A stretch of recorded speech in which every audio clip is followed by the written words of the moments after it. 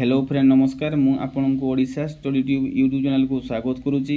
आसतु आज एक job related video पर आम आलोचना करवा।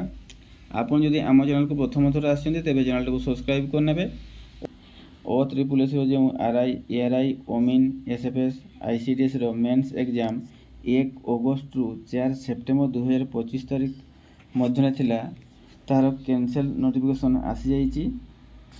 तो कहीं कैंसल है तो देखु RI ARI ओमिन ICDS SFS prelim परीक्षा बातिल कले OSSS एने हाइकोर्ट को अवगत कले AG पीताम्बर आचार्य। अगस्त 1 रु सेप्टेम्बर 6 पर्यंत हेबाकु थिबा मेन परीक्षा बातिल। 14 दिन भितर सानी परीक्षा नहीं विज्ञप्ति प्रकाश करेंगे कमिशन। आउ सानी आवेदन करने को पड़ोनी, समस्त को परीक्षा सुजोग मिल माने जो मैंने प्रिलिम एग्जाम देते से आउे एग्जाम देवे और जो मैंने एग्जाम दे न कौन कारणवशतः से आउे एग्जाम देवाई सुजोग पाइबे। तर प्रिलिम रे त्रुटि अभियोग पर समस्त को पास करा जाइथिला, मात्र यह प्रकाशित विज्ञप्ति नियम उल्लंघन बोली पिटिशन होइथिला। वैकेंसी पोस्ट रो 5 गुणा मेन परीक्षा दे पारिबे उल्लेख थिला, मात्र समस्त को मेन परीक्षा सुजोग दिया जिबारु मामला कोर्ट को आस्थिला।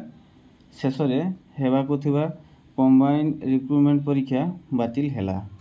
बुझिपार माने आउ थोड़ा 15 दिन भितर तार एग्जाम हम।